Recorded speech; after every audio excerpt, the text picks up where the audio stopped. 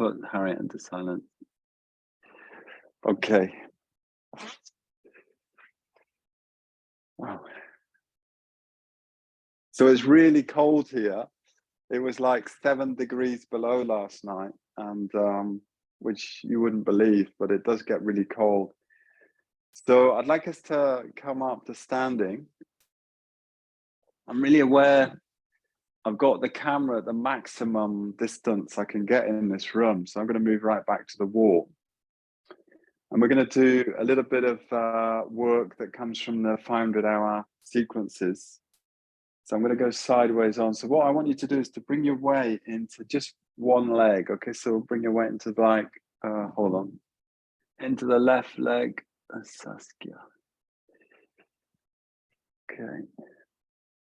Hi, Saskia.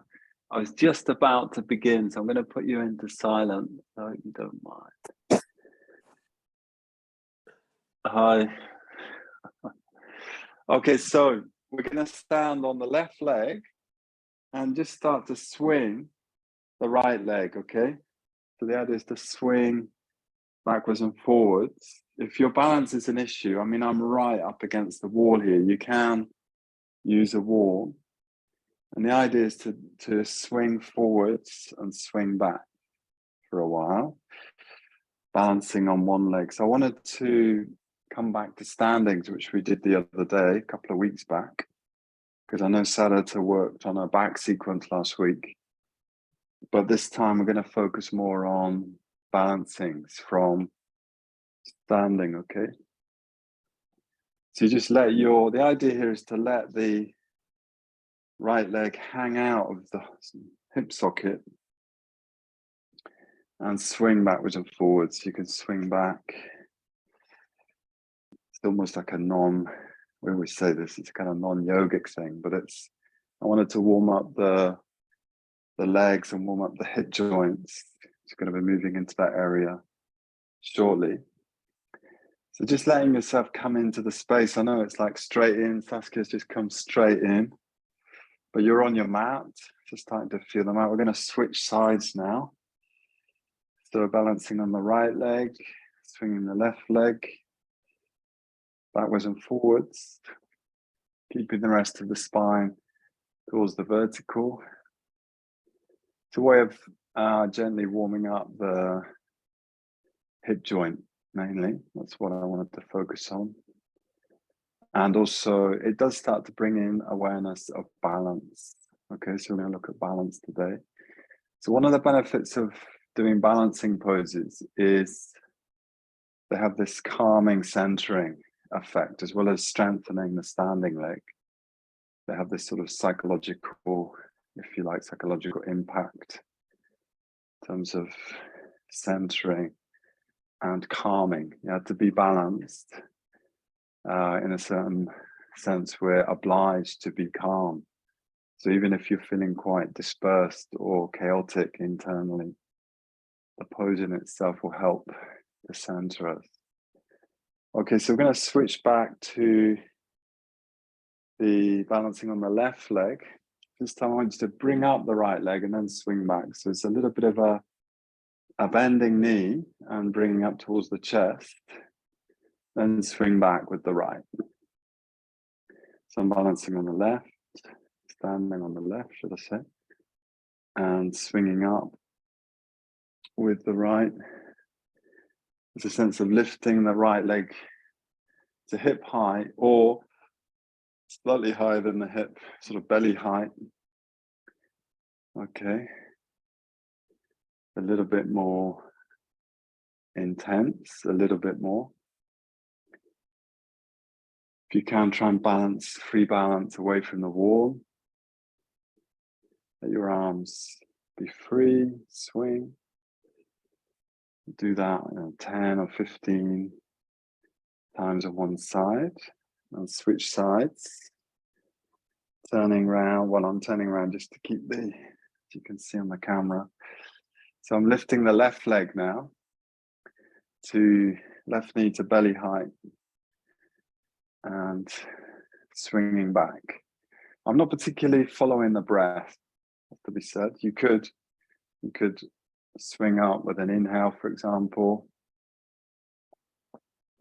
Obviously, you'd end up breathing quite fast if you're doing this quite fast. I'm doing it quite fast, partly to create a bit of heat in the body. Yeah, it's cold. The main house is cold. Breathing now, freely.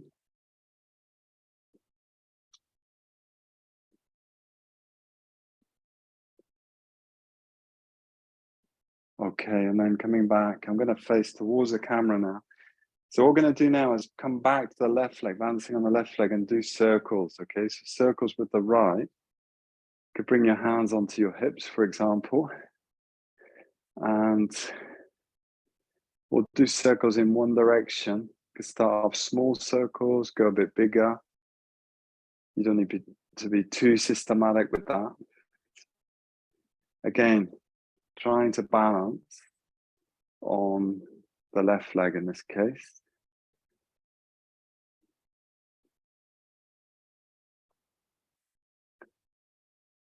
Changing directions. If you can, still staying on the same standing leg.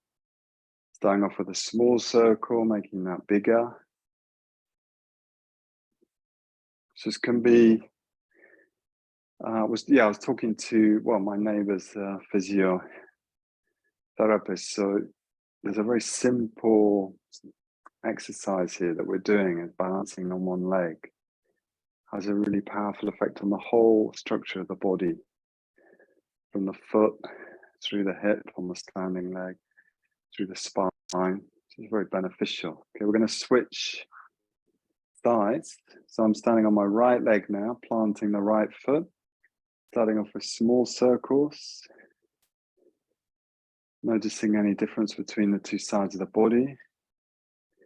You can start to make bigger circles, opening out. If you can, try and explore behind you, in front of you, and to the side, okay, depending on what kind of space you've got there. Going in one direction, switching directions, starting off small.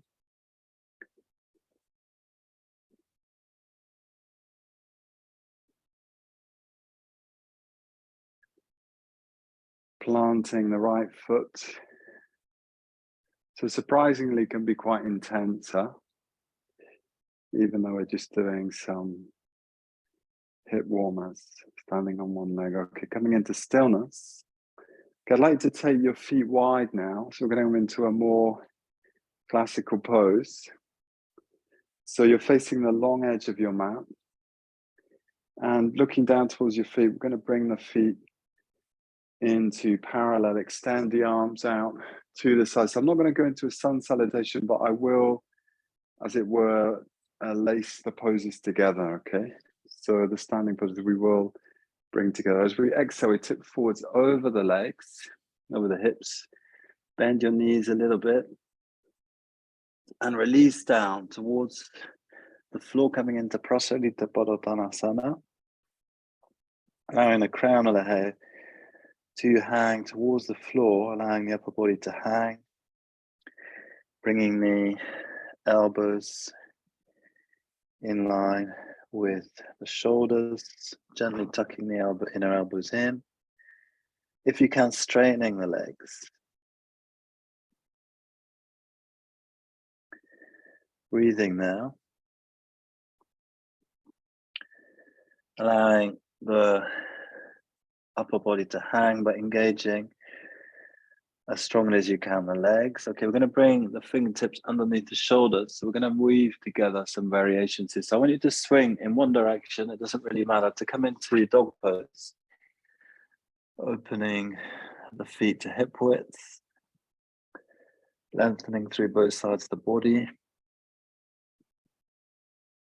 Inhale, coming into all fours. So we're not going to do sun salutation, but we're going to do some parts of a sun salutation. Exhale, drop back.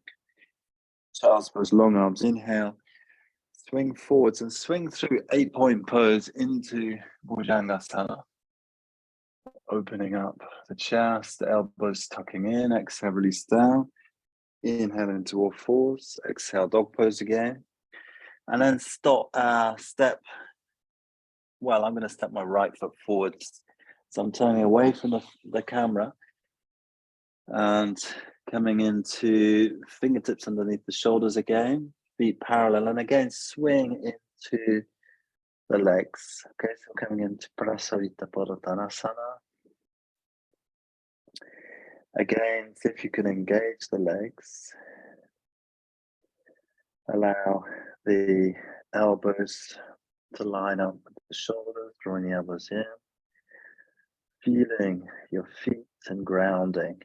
Four corners of the feet, big toe to little toe.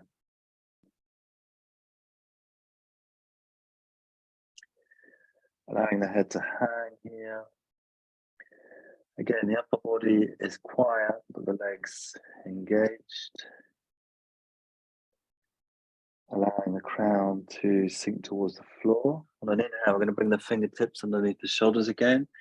Swinging back to the dog pose. Doesn't really matter which end of the mat you go to. It'll work out okay. On an inhale, coming through all fours. Exhale. Drop back. Child's pose with the arms long. Inhale, coming through. 8-point pose. Into Bhujangasana. Opening the chest, lengthening the spine. Exhale, release down. Swing back into dog pose. So this time to face the camera, I'm going to step my left foot forward and turn. Feet parallel, and then I'm going to float up back to that start position. And I want to do a variation here. So I want you to take the hands around the back of the body. If we can, interlace the fingers, pressing the backs of the hands away from you towards the floor. Bend your knees. So we're going to come into bound hands, Prasarita-Padottanasana. So we're going to tip forwards again over the head of the femur. Allow the upper arms to swing over, the arms to swing over. So it's going to be more demanding on your legs, more demanding on the spine. If you can, releasing the crown of the head down, squeeze the elbows in. Breathing now. Extending the backs, the hands away from you. If it's too intense for the body, lift away from the floor, bend the knees. And then we're going to release the fingertips to the floor. Once again, turning to dog pose. Carefully coming into dog pose. Weaving together these Prasarita-Padottanasana. Inhale into all fours. Coming through child's pose with the arms long. Exhale. Inhale into all fours. And through 8-point pose. Bhujangasana, exhale, all fours, dog pose. So just for a sense of balance, I'm going to take my right foot forward, so I turn away from the camera. And floating up again to the start position, so I'm facing away from you. So again, we're going to interlace the fingers around the back of the body. See if you can change the interlace. So go for the interlace which doesn't feel so natural. Projecting the backs of the hands away from you, lengthening the waist, lifting the crown, bending the knees. I'm going to tip forwards again into this bound hand, Prasarita-Padottanasana. Releasing the arms over the back of the head, crown of the head facing the floor. Upper body soft, legs strong, working, breathing there. So effectively, we're going to have done these versions twice, each one, because we're sort of doing both sides, even though it's a symmetric pose. Releasing the crown of the head down, if you can, straightening the legs. Being really aware of the feet grounded, big toe to little toe, inner heel, outer heel. Release the fingertips to the floor. Turning once again to your dog pose. Again, it doesn't matter which end you go to, it'll work out. into dog pose, arms long. Inhale all fours, coming through this little vinyasa, like half of sun salutation. Coming into child's pose, long arms, inhale, tucking the toes under through 8-point pose. Lifting the gaze, lifting the chest, exhale, releasing down. All fours, dog pose. So once again, I'm going to step my left foot forwards, turn, and float up to the start position. And then just drop the hands to the hips, because this is a slightly milder version than what we've just done. So you can wing out the elbows, bring your feet parallel, growing, lengthening the spine. Just taking a moment, a pause there, centering yourself in the triangle shape. As you tip over the head of the femur once again, leave the hands where they are. Okay, so the hands stay on the hips, the crown of the head sinking towards the floor. Again, we're working into the legs. If you can, engage the legs, working the thighs. Breathing here, taking, 4 or 5 breaths. Allowing the upper body to hang, but the legs firm. Connecting with your breathing, but also connecting with the sense of rooting the feet. We're doing this little sequence based on Prasarita Padottanasana. Okay, releasing the fingertips to the floor, turning to one side into your dog pose. Lining up the ears with the upper arms, dog pose. Inhale all fours. Exhale, child's pose, long arms. Inhale all fours. Exhaling through 8-point pose.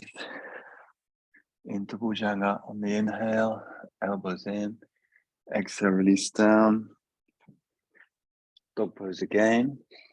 I'm going to step my right foot forwards, so face away from the camera. Floating up to the start position.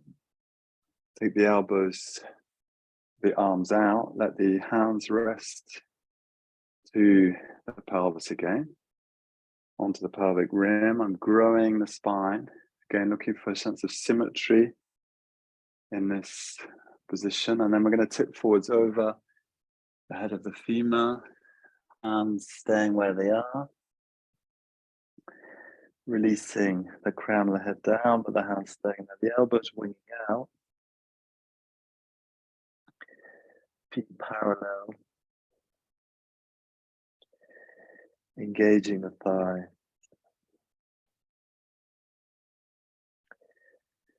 Being attentive to what's happening in your spine. Okay, so if it's too intense on your spine, bend the knees, lift the chest a little bit so you're not coming into such a deep forward fold. Breathing now. And then release the fingertips to the floor. Once again, turning to dog pose. Separating the feet, hip width. Inhaling into all fours. Last round with this.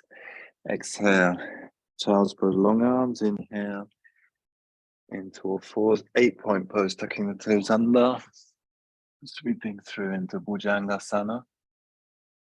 Engaging the spinal erector and back into dog pose. Okay, so we're going to step now up into some other standing poses from here. So first of all, I'd like you to bring your left foot between the hands and then turn your right foot out. So you then float up and face the long edge of your mat. Okay, so I think we did this a couple of weeks ago. So you've got a long base. It's a sort of preparatory pose, really.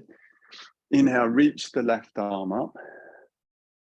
And both legs straight. And then as you exhale, we bend the left leg and rest the left forearm on the left knee. Shalamba Pajvakonasana. You can adjust your foot base wider if you wish, looking down. And then rolling as it were, the body towards, turning it towards the ceiling. You can look up and also reach up. This should be fairly accessible, this pose. Engaging both hands, extending your right arm up towards the ceiling and looking up if it's okay in the neck. Breathing now. Okay. Opening the chest.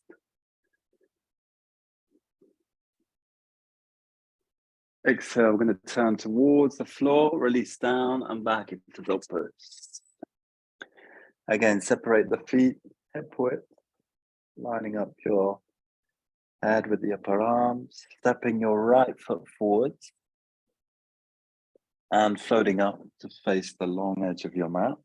Hands to the hips for a moment. You can widen the distance between the feet, taking your right arm up, looking up, floating up the right arm, opening the right side, and then bring your right forearm to your right thigh. Start by looking down,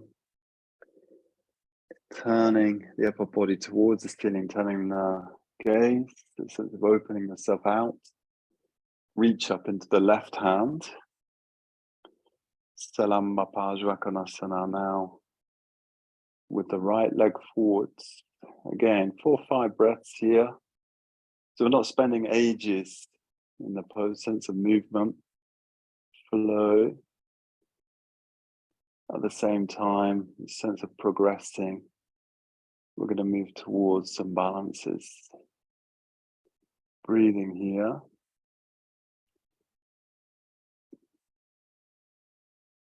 Sense of the feet rooted. So the feet, the rooting of the feet becomes really important in the balancing poses. Exhale, we're going to turn towards the floor and back into dog pose. Lengthening through both sides of the body.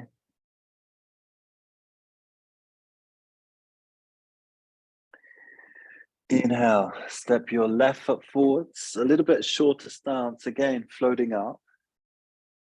Shorter stance. Both legs are going to stay straight now. And the pelvis facing the long edge of your mat. We're still in standing pose in one plane. Take your left arm up, floating the left arm up, opening the left side of the body. Keeping both legs straight, we're going to turn the pelvis to the left. To come into a triangle pose, Trikonasana, looking down. Both legs straight here. You can take the gaze down to begin with, so a sense of lining up the upper body with the plane of the legs. And if you've got if it feels okay to turn, you can turn looking up, reach up to the right arm. Uttita Trikonasana, as it's called. If it doesn't feel okay on your balance or on your neck, and you want more stability or less stress in the neck, then you look down, okay? Both legs are straightening, the sense of locking both knees, not aggressively. Again, 4 or 5 breaths here. And then we're going to bend the front leg, left leg, bring yourself down to dog pose. Separate the feet hip width. Again, lengthening both sides of the body, stepping the right foot forwards. Shorten the distance between the feet, floating up. You're facing the long edge of your mat. It's a shorter stance. Okay, right arm floats up. Opening the right side of the body. And then we're going to turn the pelvis to the right. Like rotating the pelvis to one side. Noticing any difference between your two sides. Trying to lengthen both sides of the waist. Even though it tend to feel like your right side is compressed and your left side is lengthening. If you can lengthen both sides of the body. Again, if you've got your balance, it feels okay in your neck, you can look up, take the left arm up. Breathing now. Extending through both arms and both legs. Lots of straight limbs. And fairly intense work happening around the pelvis as a consequence. Checking in on your neck. So do look down if it doesn't feel okay on the neck. There's no point in looking up at the expense of your neck. Exhale, bending the front leg, coming into dog pose once again. And from here, I want us to walk now, both feet forwards, hip width, coming into Uttanasana. So you're allowing your upper body to hang into your legs. You may or may not straighten your legs. Have your feet hip width, okay, so they're not touching to begin with. We're going to do a series of movements into Utkatasana. So I'm going to swing my arms forwards, dropping the hips. Try and keep the thighs parallel. Coming into Utkatasana, breathing there. Taking the gaze slightly up. So it's really intense on the thighs, this. On an exhale, swing down and back into the legs, okay? So the feet are parallel but separate for this version. We'll just do that one more time, coming into chair pose. So on an inhale, you swing the arms forwards, swing the hips down, reach up through the arms. I'm also keeping my arms parallel. You can bring the palms together and cross the thumbs to get a sense of unifying the arms. So I'm bringing the palms together, crossing the thumbs, bending the knees, so it's really intense on the thighs, and then releasing forwards on an exhale, folding into Uttanasana again. Now I want you to bring your inner feet together. Okay, so the inner feet together, still hanging over the head of the femur, letting the upper body hang into the legs. So you can gently squeeze the inner legs together. This should feel a little bit easier, actually, this version of Utkatasana. So swinging the hips down, the upper body up, crossing the thumbs if you like to do it that way. Coming into Utkatasana once again. Extending through the arms, the gaze slightly up towards the horizon or even above the horizon. Breathing there in the chair pose. Breathing, so it's strong on the calves, strong on the thighs. This time, with an exhale, I want you to come towards Tadasana. So straightening your legs. Bringing your arms down by your side. Okay, so you can stay where you are, but I'm going to turn to face the camera just to help illustrate. So I'm in Tadasana with the feet together. So we're going to come into a really simple balancing pose. Well, not simple. Basic one. Okay, tree pose. So we're going to bring the left foot up high into the right groin. And then you can bring your palms together in front of the chest. For example, take the gaze towards the horizon. I've got this wall, as I said, really close, so I could cheat here, but trying to balance in the room, freestanding. And then again, you can cross your thumbs, as we did in Utkatasana, and take the arms up.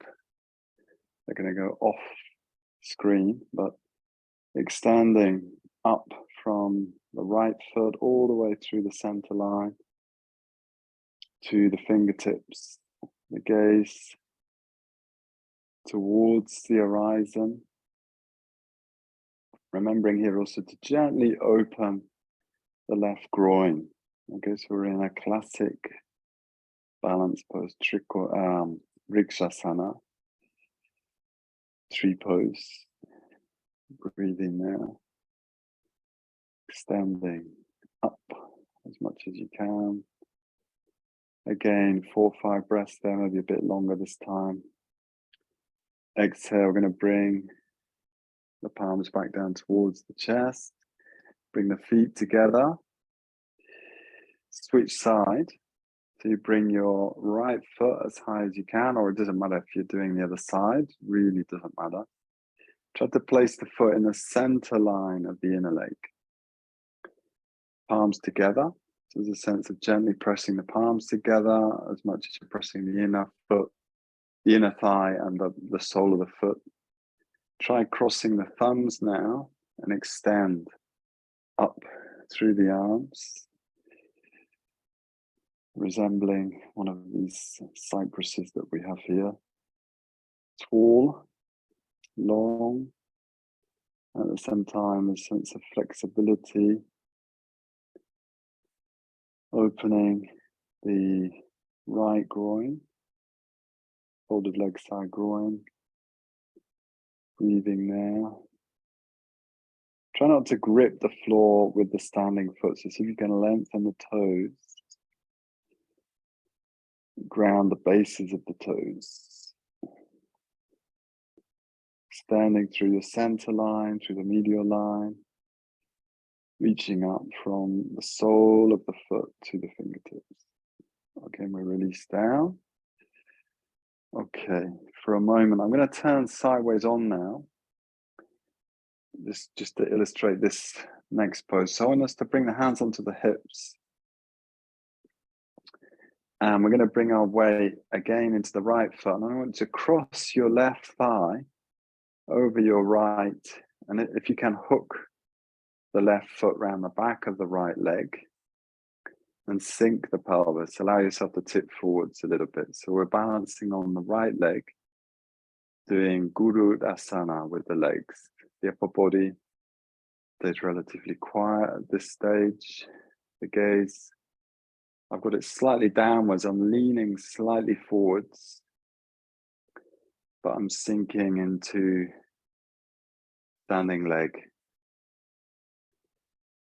Foot, okay, so the right foot grounded, bending the right knee. Again, and releasing from there, feet together once again. Growing the spine, the hands can stay on the waist there, on the hips, bending the left leg, hooking the right foot around the back of the left leg.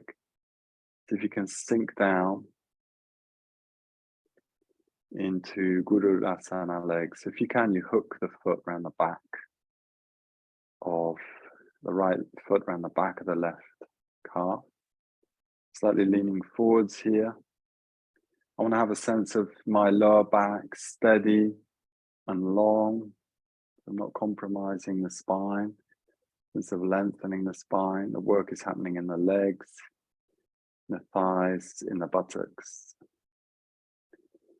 Breathing here. Again, lengthening the toes on the standing foot. I'm noticing I'm tending to grip in my left foot. See if I can ground the toes, bases of the toes, and lengthen the toes on the standing foot. Okay, on an inhale, floating up. Okay, staying in Tadasana for a moment, I'm going to float the arms forwards and hook right elbow into left and wrap the forearms. Okay, so this is the arms. So I never get, not sure which side to do here, but I don't think it matters too much. So I've got my left, my right arm on the inside of the left. Okay, I've got my right elbow inside the left elbow. What I'm going to do is wrap the right leg around the left foot again and see if you can drop down into Gurudasana with the arms and the legs all together. So again, if your balance is really tricky, use a wall. So I've got a wall here, you can sit back against the wall. It is way much easier, okay, if that's an issue. You can bring your pelvis to the wall, the sacrum to the wall, and just sit against the wall.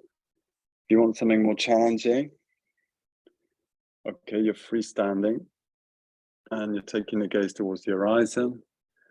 Try not to come undone. From there, on an inhale, releasing up. Just have to remember which side we did. Floating the arms forwards. Now the left elbow comes inside the right. This really opens the space between the shoulder blades, the rhomboids. It's one of these few poses that gets into that area. So I'm now going to bend my right leg and bring the left leg over the right. Okay. See if that's possible. Coming into Gurudasana. Breathing there. Long toes on the standing foot. You can lean forwards. Taking the gaze forwards. Keep breathing. Gosh, balance is all over the place. If you can, focusing towards something fixed. Breathing there like the wall. Okay, when you're ready, releasing the arms, releasing the legs, coming into Tadasana. With the feet together, growing your spine. Taking a pause, so we've just done Vriksasana. And then into Gurudasana, eagle pose. So we're going to come into another standing pose, which is going to require quite a bit of care here. So there's different ways of doing this. So we're going to have a go at Natarajasana, so the dancer's pose. So I'm going to suggest you bend up your right leg, take hold of the right foot with the right hand on the inside of the foot. Okay. So that's the start position. Okay. The left leg can be slightly bent to begin with, and then we're going to reach up the left arm. And then as you push your right knee back, you tip yourself forwards and see if you can straighten the left leg. We just keep trying, moving in here, breathing there, left leg straightening as much as possible, pushing the right shin away from you, extending the left arm forwards. Keep going, let me see what's happening there. Got no idea. Yeah, we're having a go. Okay, and then swing back up to the vertical, very nice, yeah. Release the feet together. So if it doesn't work with your hand in that position, try a different position, okay? So you can take hold of the outside foot. So I'm going to try again the same method.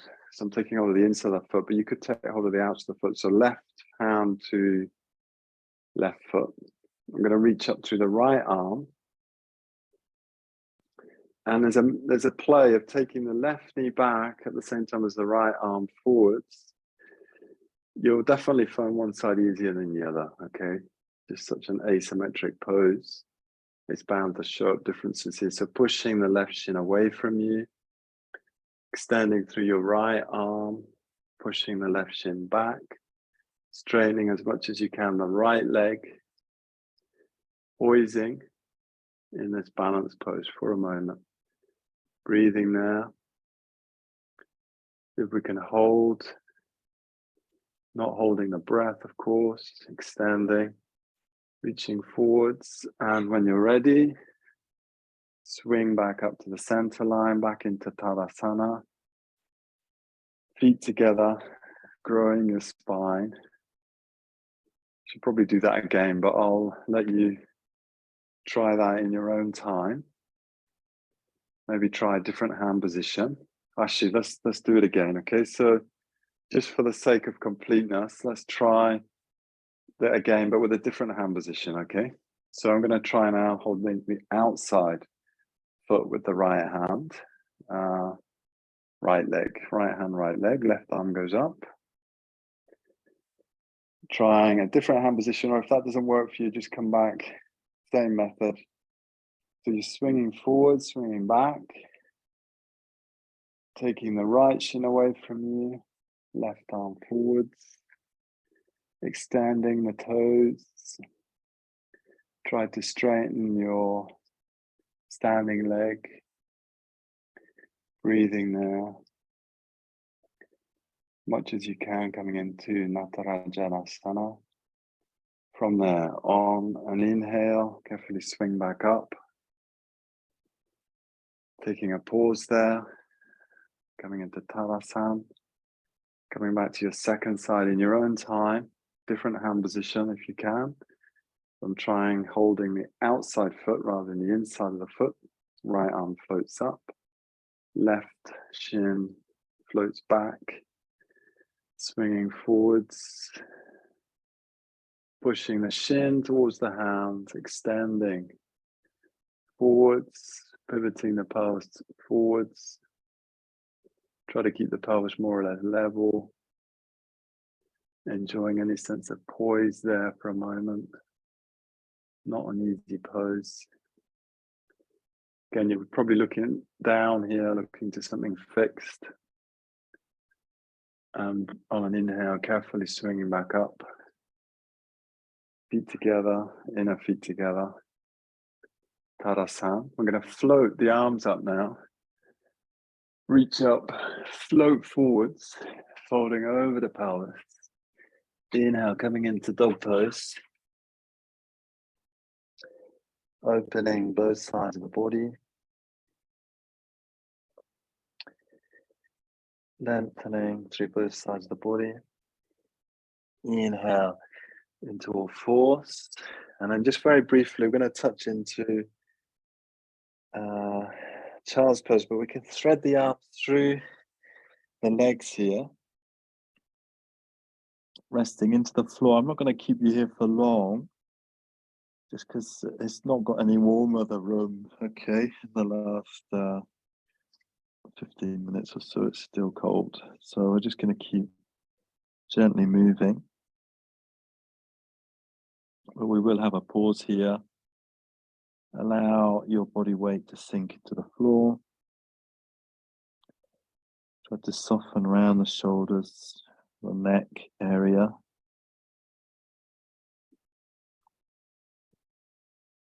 And on an inhale, floating up. So I did ask you to have a cork brick. Not everybody's going to have a cork brick, but if you have got something like a cork brick, that would be ideal. Otherwise, it's going to be a couple of foam bricks or something. Okay, we're going to do one more last balancing pose. So I want us to come to all fours and then into dog pose. So we did this a couple of weeks ago. So we're going to step the left foot forward. So I've got the brick towards the left edge of my mat. And then we're going to float forwards and then turn the pelvis to face the long edge of the mat. So we're floating into half moon. So the brick really does help to create a little bit of extra height in the left shoulder and stability. But you can work straight onto the floor. So try to straighten both legs, left leg and right leg, floating the right leg, and the right hip over the left. Okay, so we're standing on the left leg. If you've got your balance, taking your top arm up, you can either look forwards, or if you really do have your balance, you could look up. But it's quite likely you'll lose your balance when you do that. So I suggest try to look to something fixed, the wall opposite. Keep breathing there. Both legs straightening. Okay, from here, we're going to turn towards the floor, bend the standing leg and move back to dog pose. Breathing there. Move your brick to the right corner. Stay lifted. Take your right foot forwards. And then bring your right hand to the brick, floating yourself forwards, and then bring the pelvis, turning the pelvis towards the long edge of the mat. So we're sort of floating up through warrior pose into half moon. Try playing with the height of the brick. Maybe it's better to have it end on. A bit more height underneath your right shoulder. If you can, floating the left arm up. Extending through both legs. Careful with your balance. If it's appropriate, looking out to the side or looking up. It's really noticeable how difficult it is to balance looking upwards, but it is possible. From there, carefully turning towards the floor and back to dog pose. And once again, into child's pose, threading the arms through the legs. Resting the forehead down. That was the fourth balancing pose I wanted to do. So we did Vrikshasana, Garasana, Natarajasana, and Ardha Chandrasana. Half moon. Breathing there.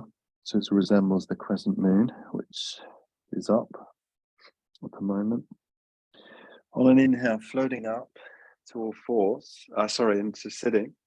And we are now going to change the pace. So it would be really helpful to have a bolster here.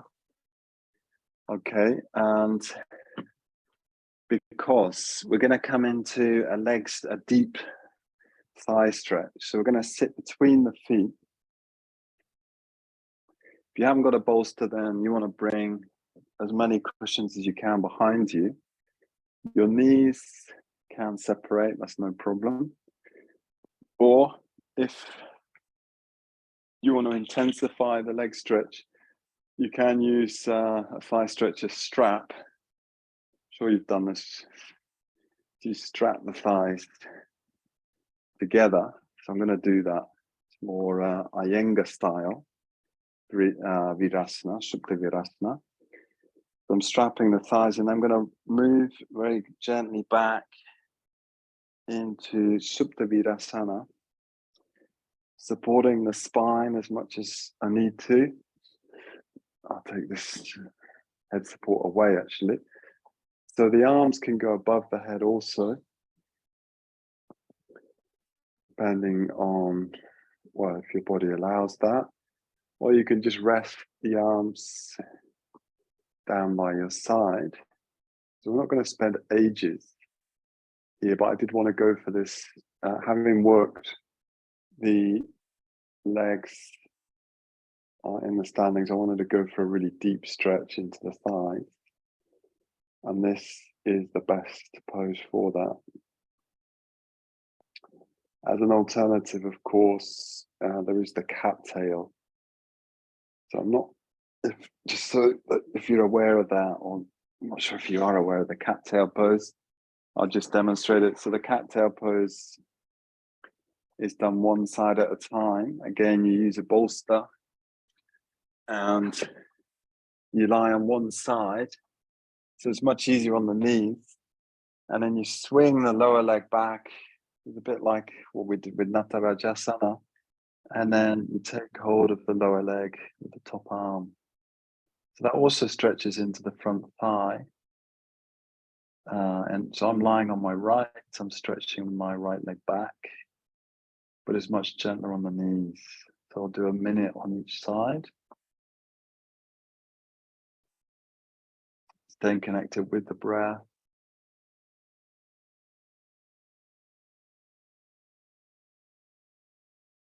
So cattail pose is a really useful alternative if you're not freely able to do reclining hero, Supta Virasana.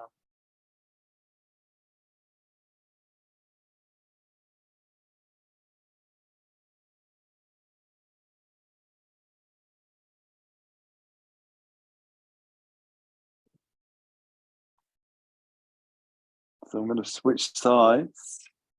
If you're doing cattail, I'm not sure if anybody is doing cattail, but just so you know, it is a possibility. So this is just to show it from the other side. So top knee is supported on the bolster, lower leg swings back, and I take hold of the lower leg with the upper arm.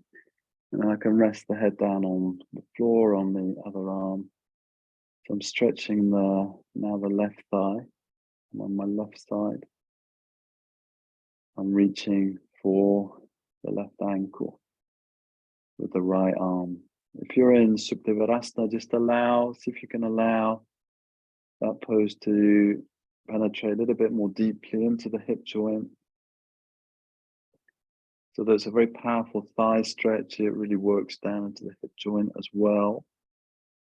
And towards the psoas, cilia psoas. It runs off the pelvis into the lower back.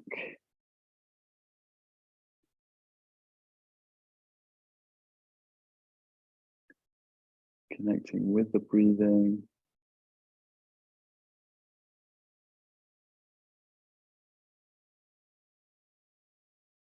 Feeling the body in this pose. So coming into a little sequence of yin style poses. We're just going to do 3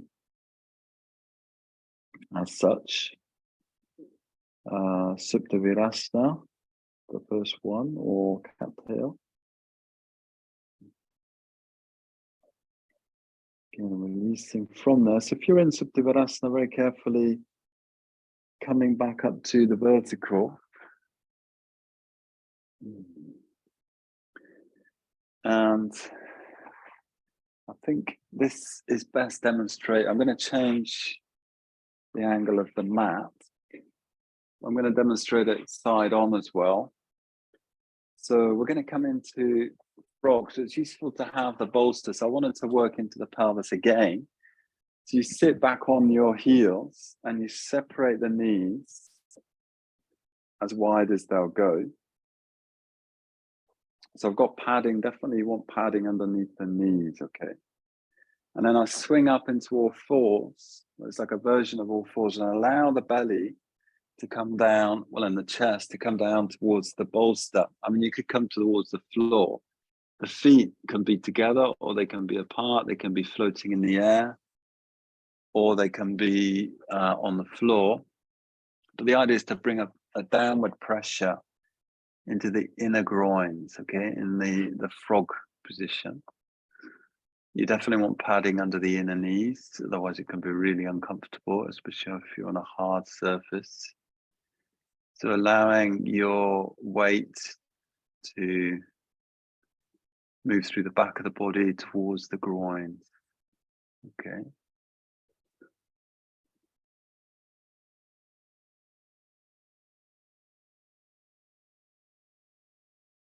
Connecting again with the breath.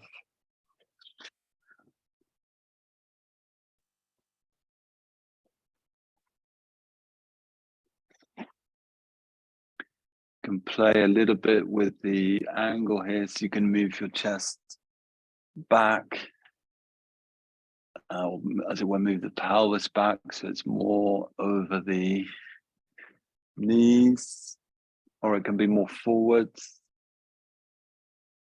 Okay, so you can move the chest and pelvis backwards and forwards. That will affect the quality of the stretch in the groin. So for me to intensify this, I need to bring my pelvis a little bit further back.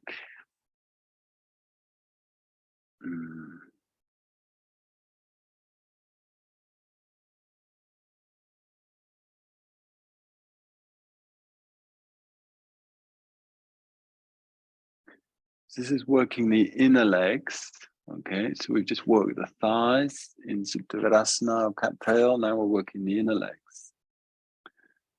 So from here, I want to move into, as it were, the outer buttock area. So on an inhale, bring yourself into all fours.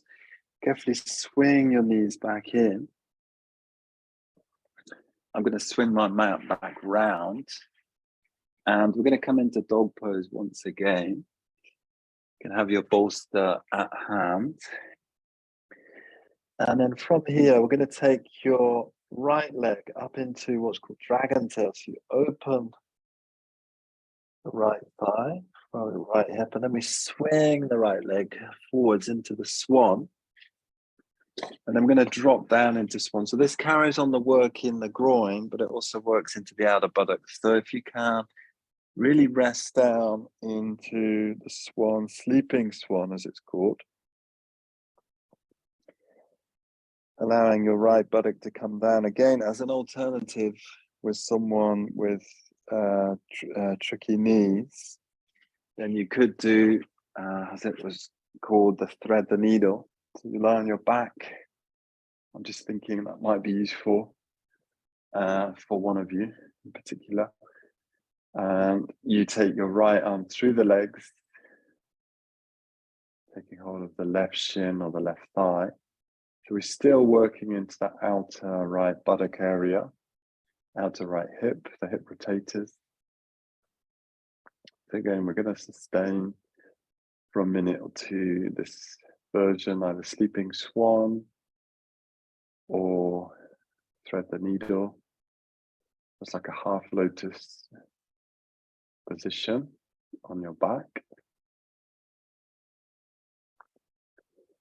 Really try to relax or release around the neck and the shoulders. Okay, so the work is more intensively focused on the hip, but also relaxing the arms and the neck and the face. And feeling the stretch into the buttocks. This is really good for releasing any like sciatic pain, which can be associated with tension in the buttocks. I think Sue was mentioning that just at the beginning. You can try thread the needle pose to help stretch out the gluteals and the hip rotators, which may help relieve the pain in the buttock area.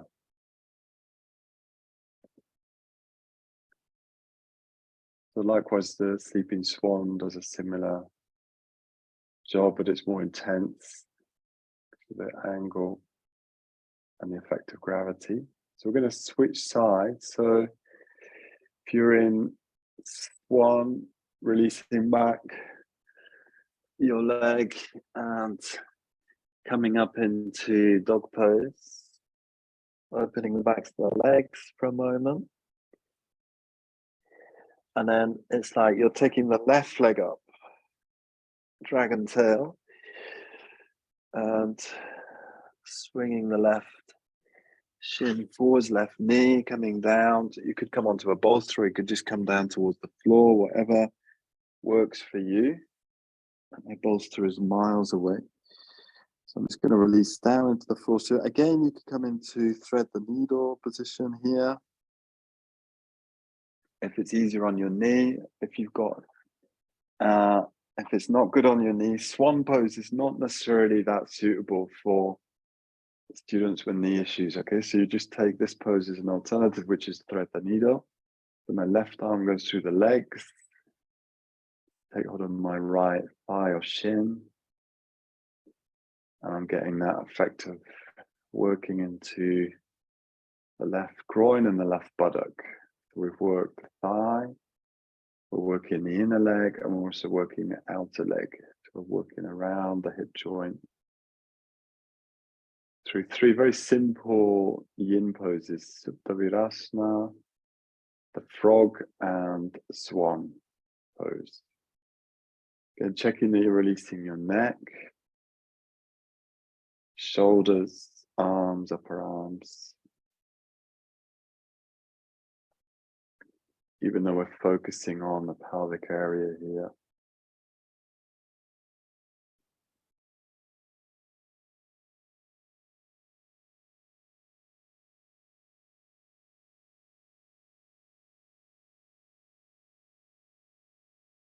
Connecting with your breathing and allowing your attention to really flow into the body, flow into the sensation, flowing into your physical experience, allowing the practice to draw you together, mind, body, without forcing, connecting with your physical experience just as it's presenting itself right now in this pose. Some ways, like just doing the practice with a modicum of self-awareness will have really beneficial effect in terms of centering, calming, grounding, and developing awareness of the body. Just got to kind of step in to the practice for a few moments. Okay, and then releasing from this. So I'd like all of us to come onto our back. I'm just going to again change the angle of my mat to help with at least visual awareness here. So I'm going to, let's see if this works. I'm going to lie down and I'm going to float the knees together above the ankles. Sorry, say that again. I'm floating the knees over the hips, okay? Bring the inner legs together. I want us to bring the hands into the inner knees, okay? So this is a slightly more active version. I'm just going to change the angle again. Okay, so my hands are on the inner knees. I'll move as close to the wall as my body permits. Okay, so as we inhale, we open the knees. And as you exhale, you squeeze the legs back together, resisting with the hands. Okay, so just do that again. Inhale, open. My knees are bent. Exhale, resisting with the hands. Squeeze the legs back together. Inhale, opening. Exhale, squeezing back together. Starting pushing the hands together. Inhale, opening. Exhale, squeezing back together. The hands resisting. Do that a couple more times. Inhale, opening. Exhale, squeeze together. Inhale, float the knees apart. Exhale, squeeze, but resisting with the hand. Okay, then take a pause, coming into semi-supine. Breathe there. Slightly more intensive version. So I want us to take the legs up to the vertical. Again, bring the hands to the inner knees. Okay, so floating the feet apart, separating the legs. Exhale, squeeze the legs together, but this time the legs straight. Inhale, opening. We'll do this 8 or 10 times. Exhale, squeeze together. Inhale, opening. So the sacrum is on the floor, even the lower spine is on the floor. Inhale, opening. Exhale, squeezing the legs together. Try to resist a bit with the hands. Inhale, opening. Exhale, squeeze. Okay, next time we inhale, open. Taking the gaze, palms together, crossing the thumbs, taking the gaze through the leg. Projecting your arms through the legs. Both legs moving towards straight legs. Breathing now. Breathing. You'll feel those inner legs working. And then on an exhale, releasing back to the floor, hug your shins very gently. Relax for a moment. Breathing now, interlacing the fingers. We'll just do that one more time, okay? So floating the legs to the vertical. Hands to inner knees. Inhale, float the legs away. Exhale, floating together but resisting. Inhale, opening. Exhale, floating together but resisting.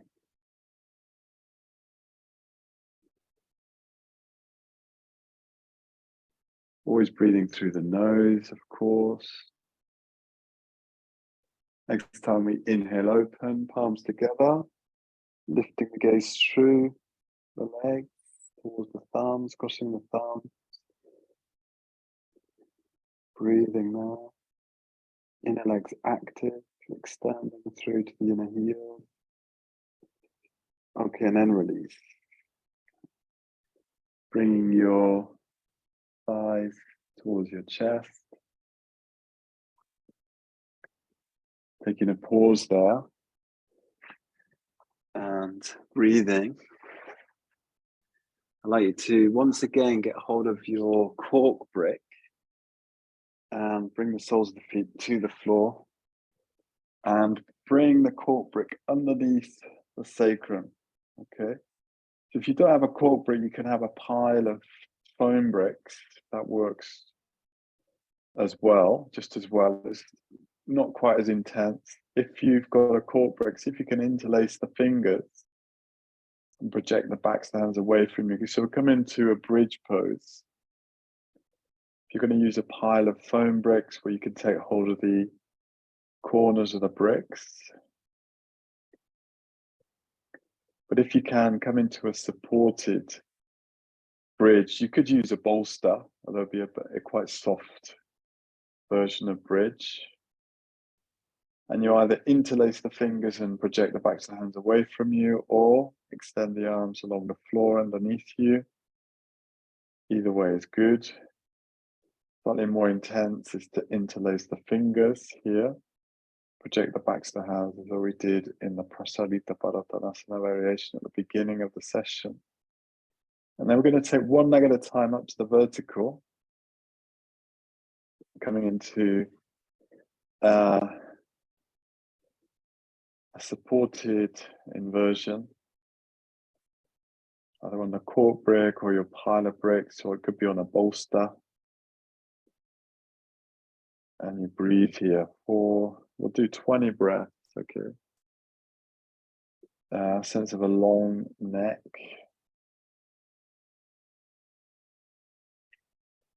Projecting through the legs very gently. Sense of also a long waist. Upper arms grounded, extending towards your hands, either hands on the floor or interlaced fingers.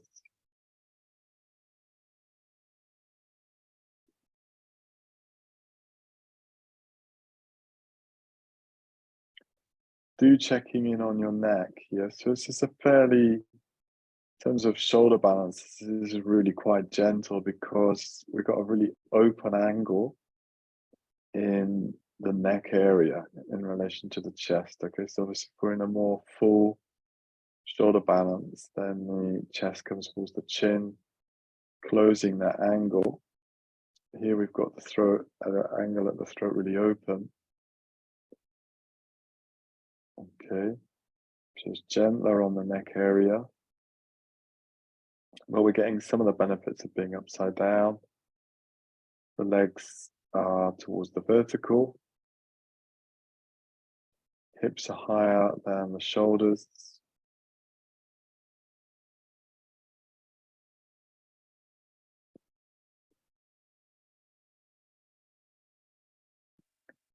Aiming to do some 20 breaths here, so allowing the breath to be free.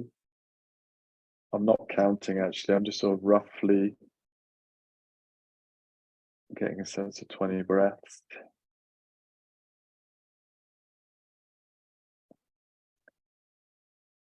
As a guide, so it's like longer than the holds for the other poses. Certainly in the standing poses, where we were 4 or 5 breaths only. Having sense of engaging your legs, standing towards the sole of the foot. And this, one of the benefits of this version of shoulder stance helps to decompress the lower spine. If it's too intense for you, you just come into bridge. That's even more useful in terms of decompressing the lower spine, provided it's got that support there. So it's like in the bolster or the cork brick or the bricks, foam bricks. Okay, from here, 1 foot at a time comes down, coming back into your bridge. So you do, if you're using a cork brick, you will notice it's like quite intense around the sacrum. You do want to be checking that that's okay to do that. Some people it can aggravate around the sacroiliac, so just something to bear in mind. So if that's the case, you go for using the foam bricks, which is the safest bet in that case. It's a kind of wider support base. From here, lift the pelvis and release. Take the brick away. We're going to bring one hand onto each knee. We're going to take 8 or 10 times Apanasana, floating the knees towards you on the exhale, floating them away on the inhale.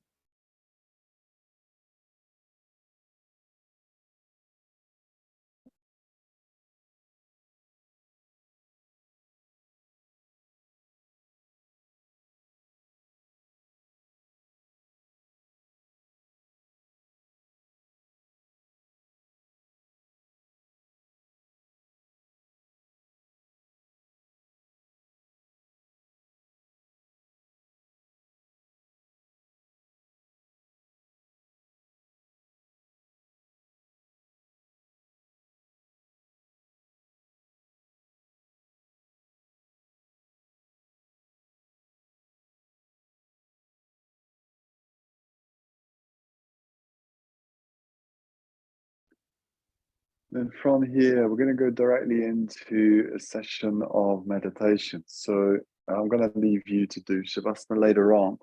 So do layer up more. So it's actually 1/4 the hour now, but we're going to do like 15 minutes or so meditation. So do layer up if necessary. Okay, get whatever you need to be more comfortable for like just for 15 minutes or so. Blanket or whatever, jacket. Okay.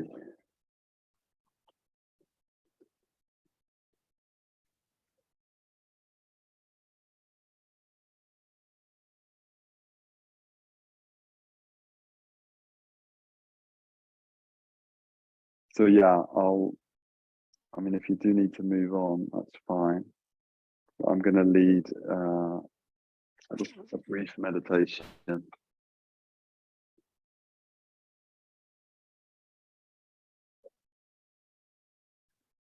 Okay, so I feel like miles away from the camera, but okay, the main thing is to set up a posture here which is upright and stable.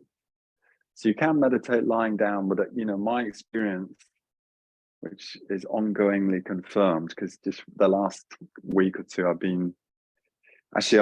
we've been through COVID. So I got it, and then Heshe got it, and then Satya got it. Ruben had it last year, actually. But anyway, so there's been quite a lot of lying down being done. Yeah, doing meditation lying down will tend towards sleeping. Yeah, I just confirm that. So it is helpful to, at least now and again, come into the upright position, naturally more alert. So of course you can close your eyes. We're going to do, I'm just going to do this rather spontaneously, but we're going to do a sort of visualization practice. See if this works for you. I'm going to try and do it as in a sort of non-Buddhistic manner. I'm just going to see if it works. Okay.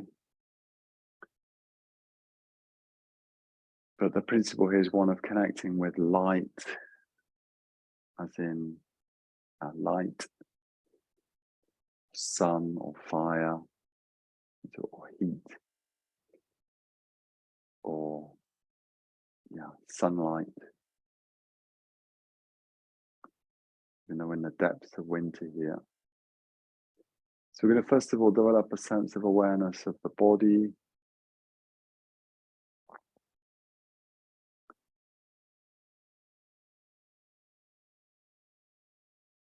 Sense of feeling the whole body alive after that yoga practice. Hopefully you'll feel more embodied, more in connection with your body. We did quite a few standing poses then, emphasizing balances, and then a short yin sequence, focusing on the pelvis.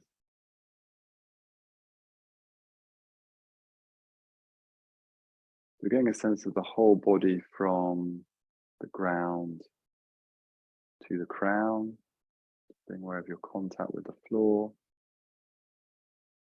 and the crown. But then I'd like to invite you to bring one or both hands onto the heart center area. Okay.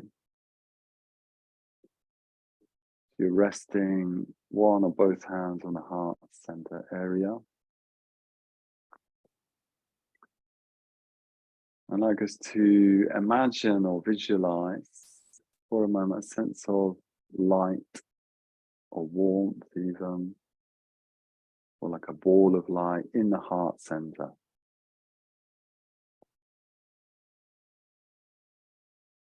Sense of holding the sun even in your heart. Whatever that means for you. Sense of centering on, as it were, it's like the fourth chakra, heart center. For those of you that use seed syllables, you might visualize a seed syllable in your heart.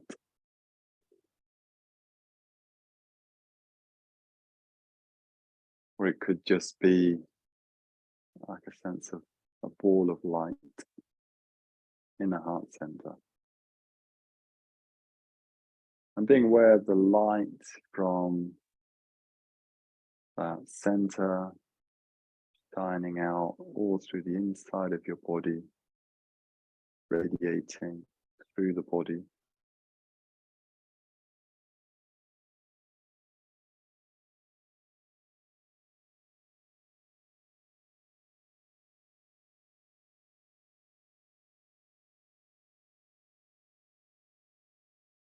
That were as though we were filling a whole body with light, all the way into the soles of the feet, into the crown, into the hands, from the center outwards.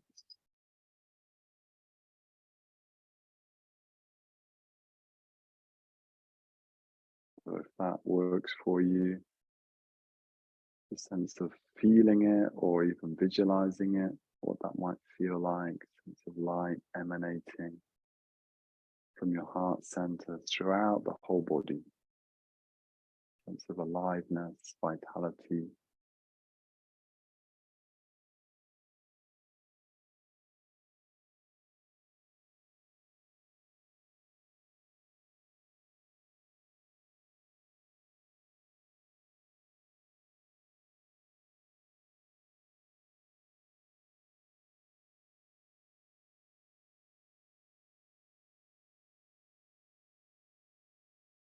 See if we can stay connected with that sense of light in the heart. You can relax the arms into your lap or onto your thighs. Sense of connection with your heart center, the sun, the sense of heat and light. Then I want us to imagine around us, above us, in all directions, in fact, other beings, other human beings could be, likewise with light in their heart, in all directions, above, below, in all directions. We can be aware of the whole rest of humanity, each and every one of them, as it were, holding a sun, a star in their heart.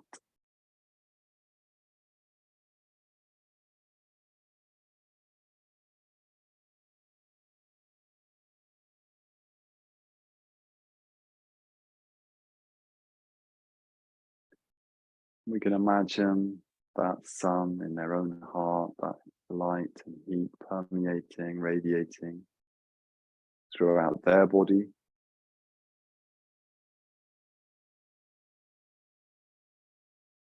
So everybody's got their own sun or star radiating heat and light from their heart center.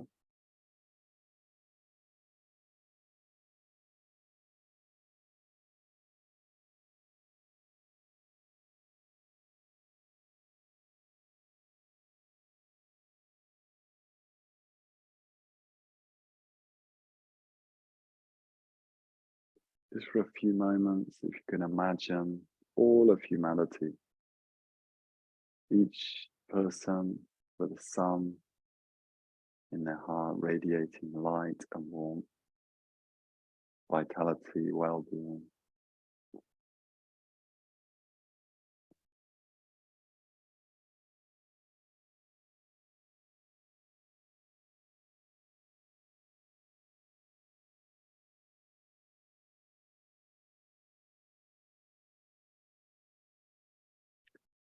And then, as it were, in the last stage of this visualizing of light practice, you can imagine that light, our own light, spilling out from our own body, reaching others. Likewise, light emanating from their hearts, reaching us. Sense of interpenetration of light and warmth with the whole of humanity.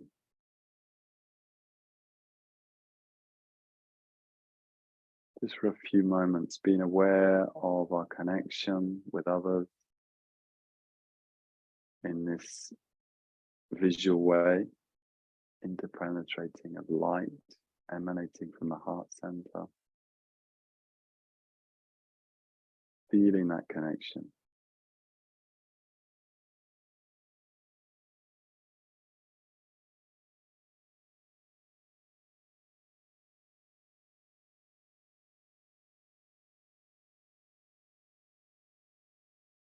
Allowing a sense of calm to permeate through your body, Sense of wishing all other beings well through this image of interpenetrating light. Sense of being full with vitality and energy.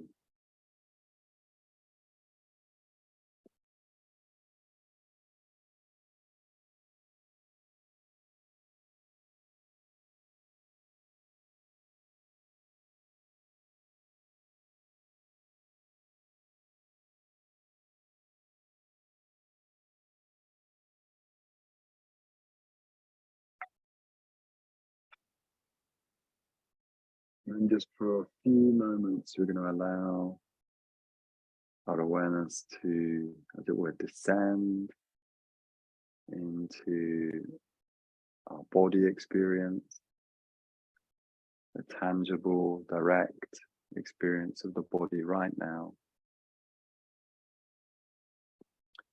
just as it's presenting itself. A sense of kindness and patience in relation to your experience, just as it is. Let go of that image, the inner penetrating light.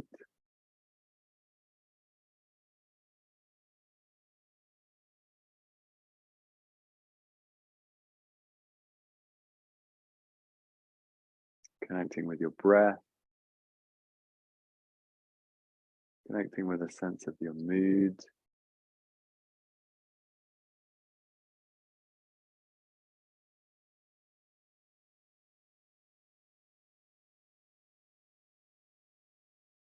And I'm going to invite you, if you've got time, just to lie down for a couple of minutes, or a little bit longer if that's possible. So you're welcome to move into Shavasana.